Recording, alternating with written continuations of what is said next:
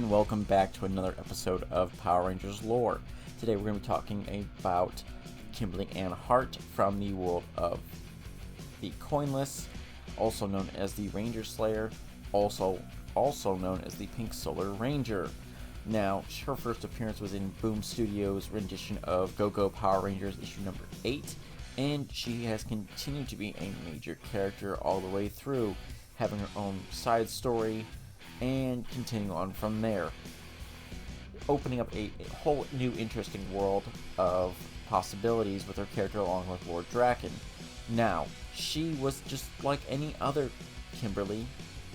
Continuing on from there, she was the original Pink Ranger of that series and would have a normal lifestyle as the normal Kimberly would as well. Now, that all things would change when Tommy would be introduced, and Tommy would not go back after being defeated, go back to being the side of good. He would realize, no, the only people who cared for me were the forces of evil, or at least in his mind he thought. Now, he would be full of ambition and the need for power, and would kill Rita, take over as the mantle of evil in that universe, go about and kill several of the Rangers, notably Billy and Jason, or so we think. The other Rangers would have their Power Ranger coins stolen. Zack and Trini would escape, but their powers would be given to the forces that serve, essentially, Lord Draken. Now, that would be the Tyranno, the Tiger, the Pterodactyl, and the Mastodon.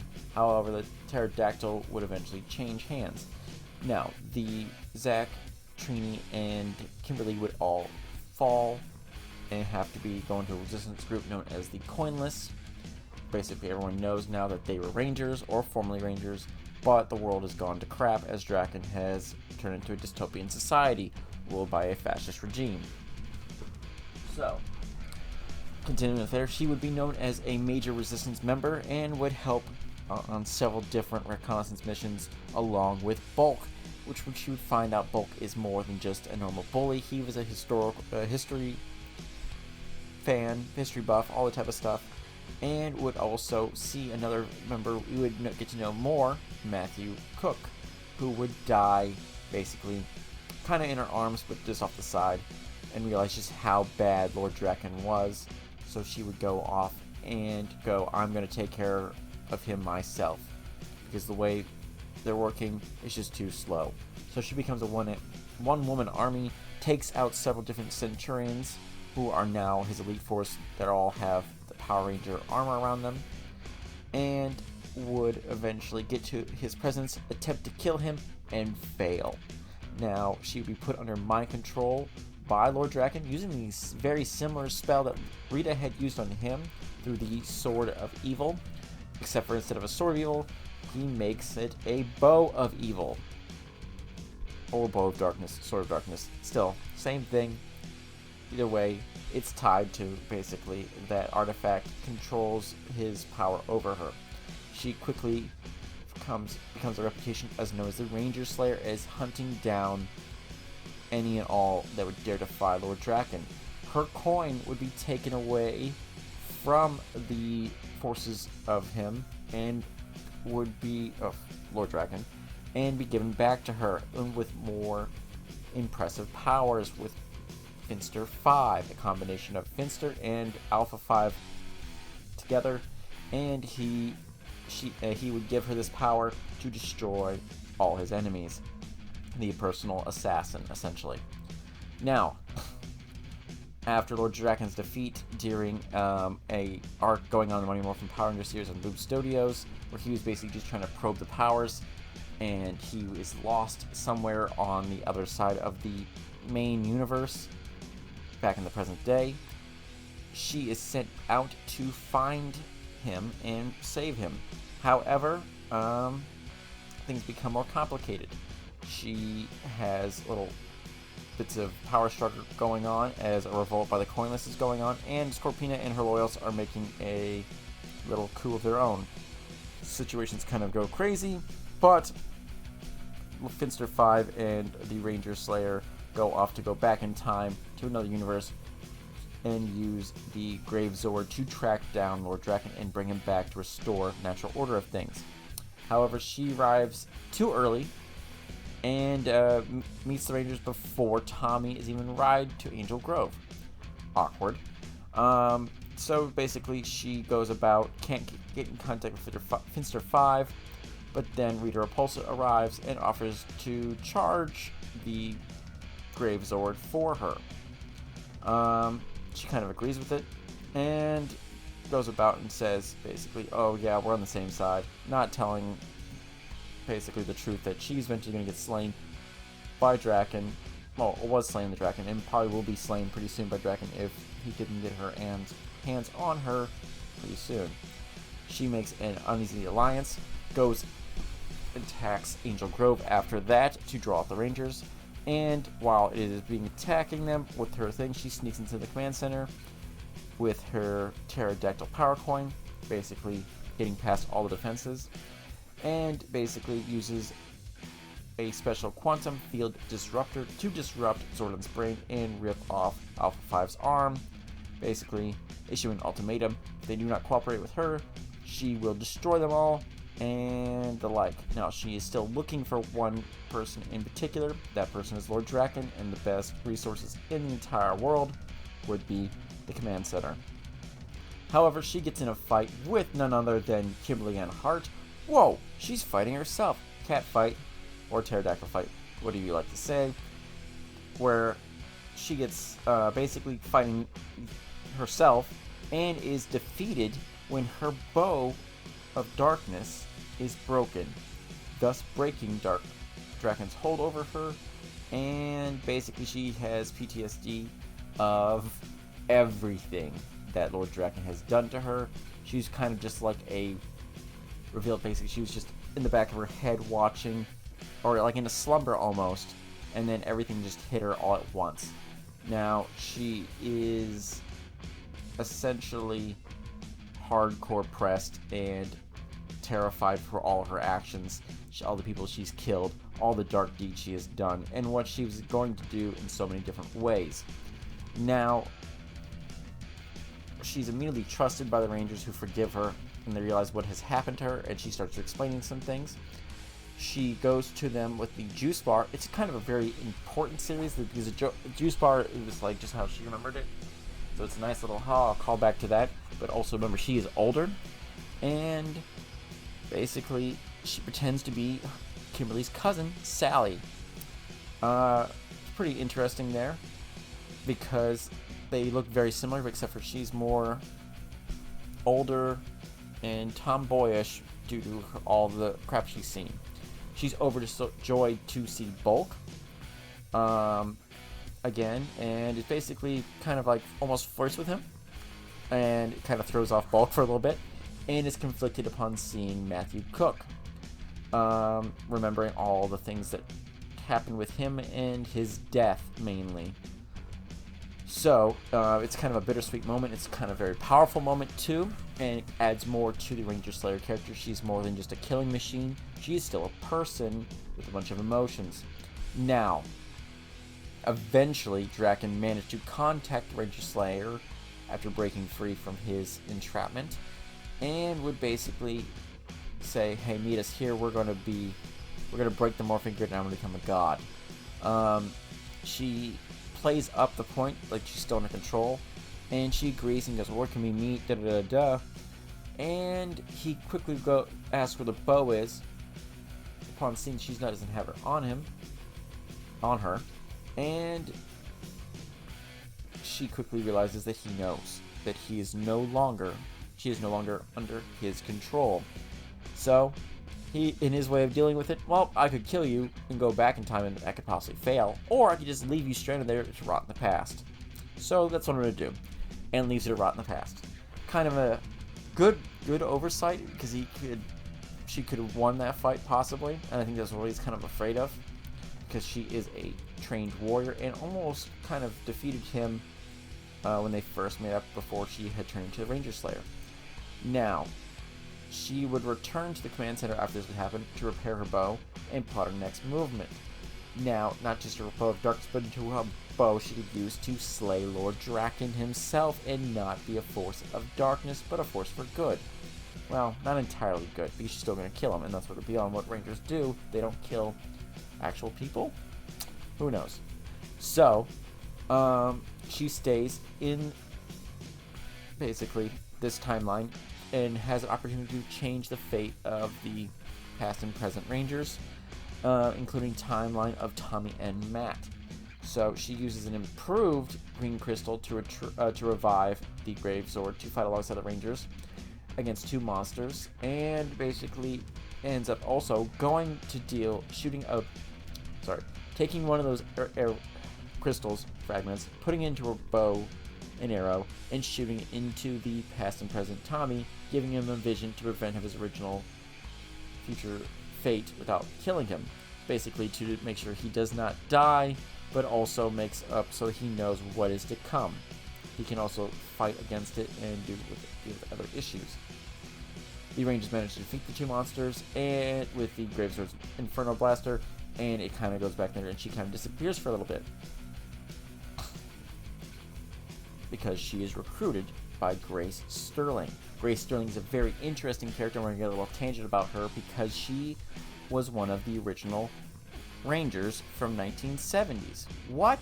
Yes, Zordon recruited round before the 90s Mighty Morphin Power Rangers some other group of Rangers to deal with a threat that had arrived on the moon, the Psycho Green Ranger. Now, Grace was the Red Ranger at the time and went to the moon to fight. She, along with the other Rangers, did great battle, but 3 of the 5 would die horribly in the fight. And she would blame Zordon for this because they had no training and were basically just suicide troops for Zordon in his war against the forces of evil. She made a point to say that she would never work with him again, or at least would have better options.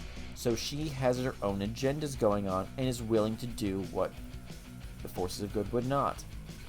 Now, she would work with Kimberly because Grace also knows the threat that is Lord Draken, because she had captured Lord Draken for a bit and had studied him and learned kind of like what the whys and what force to deal with him.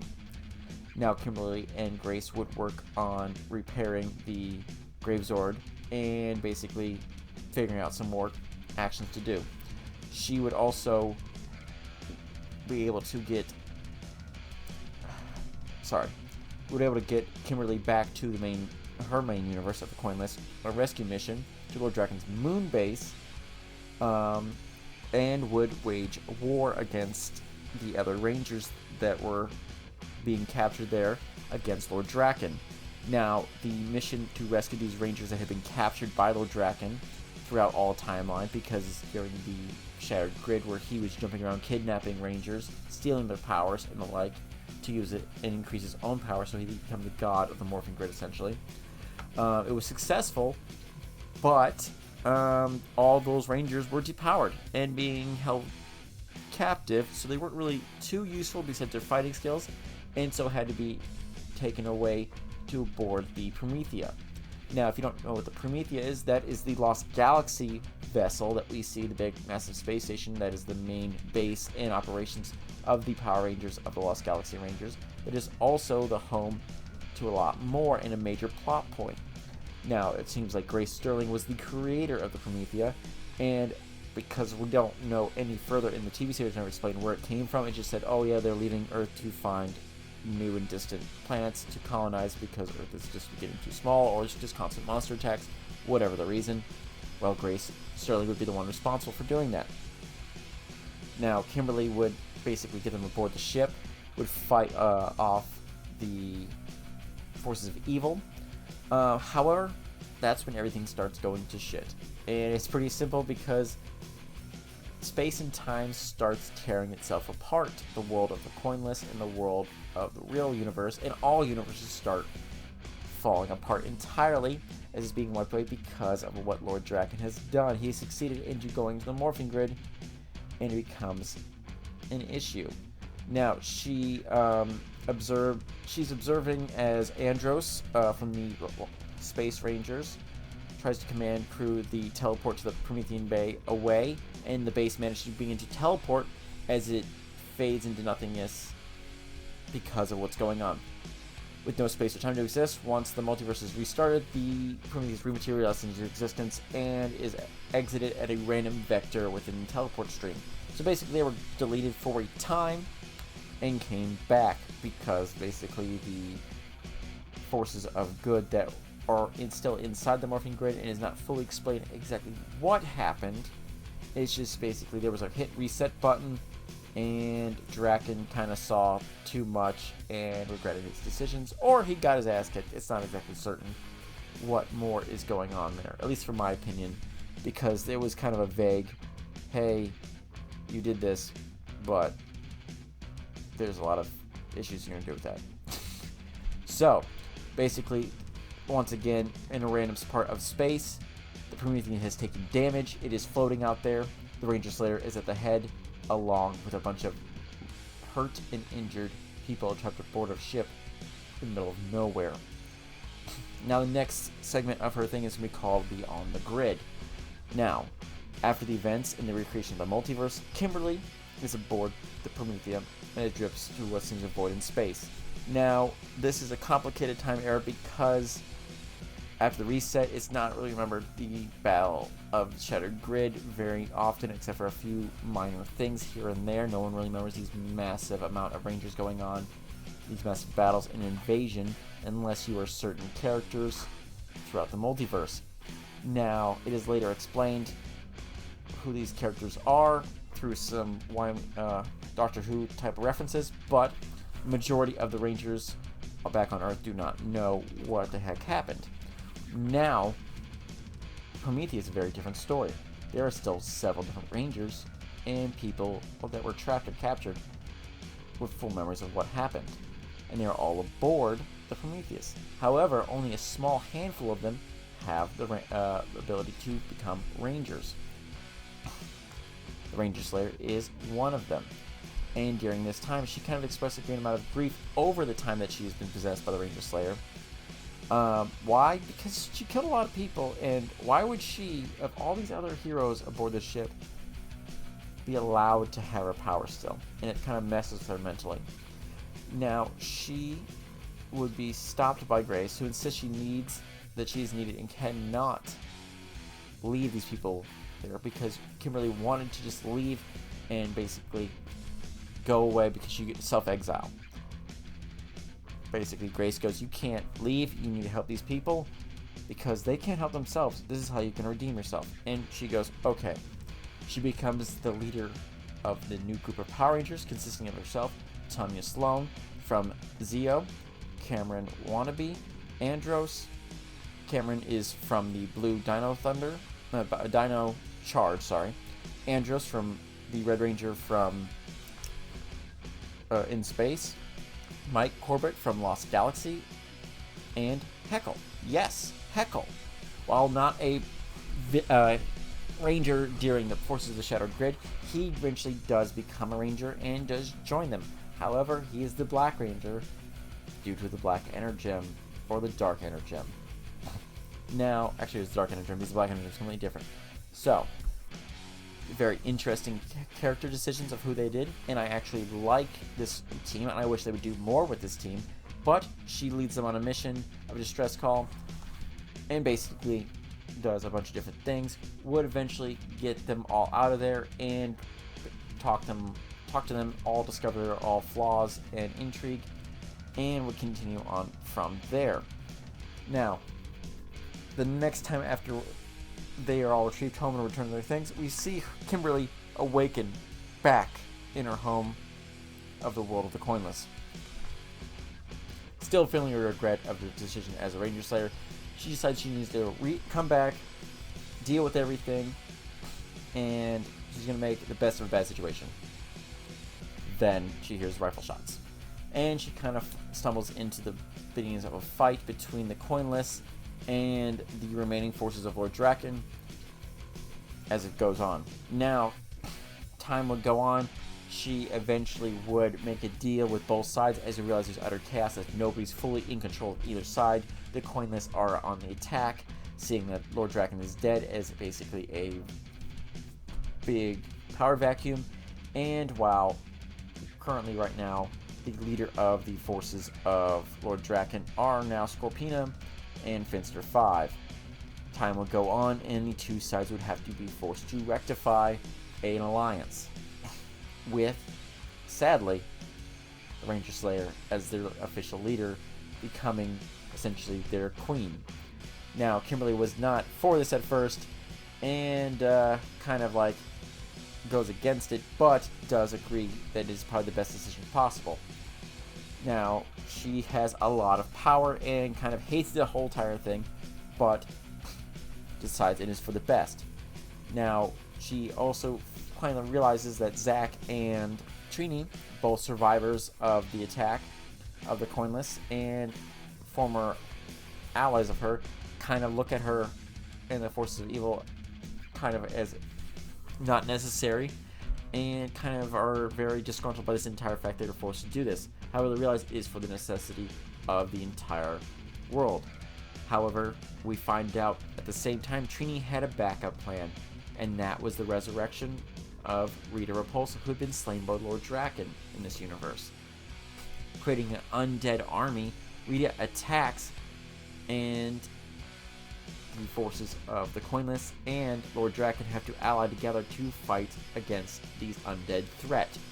Now, Trini regrets the decision slightly, but she goes, it was at the time before she'd shown up, it was the most necessary plot and the greatest tool she had.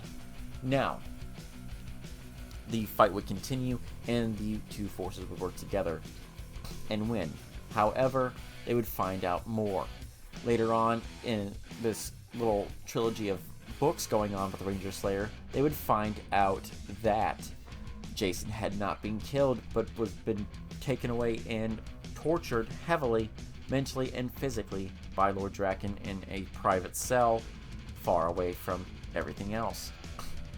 Now, Jason would immediately call them all fascists and start claiming a lot of different things and would run away when the evil of Eclipta, yes, Eclipta, not Ecliptor, a kind of like dark female version of Astronema and Ecliptor fused together, would attack along with the forces of evil through the Grand Monarch of Evil's forces attacking the base.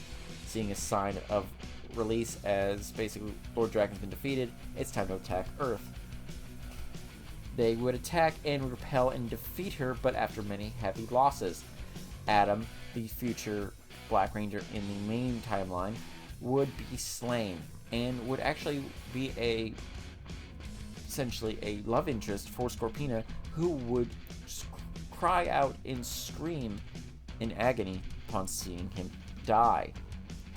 They would be able to altogether defeat, or almost defeat, the Rangers, but they would almost defeat Eclipta, but Jason would steal the red power coin and put everyone, all the other Red Centurion Rangers, back to their normal lives and get their asses kicked and heavily slaughtered. It is kind of sad to say that happened, but he thought he was doing for the right thing. Reality-wise, what happened? He caused them a big loss. Time would go on, the next wave would come in, and they would all have to work together, sacrifice their powers, and combine and create a new force for good. They would defeat this legendary hero, or villain, as you could say, of Eclipta, and would signal that they have all reestablished a good little army there and working towards the future. However, it is revealed that Andros in this universe has also been turned evil and is going that Eclipta has been defeated, but we shall attack again, leaving everything on a cliffhanger and the fate of the Ranger Slayer open.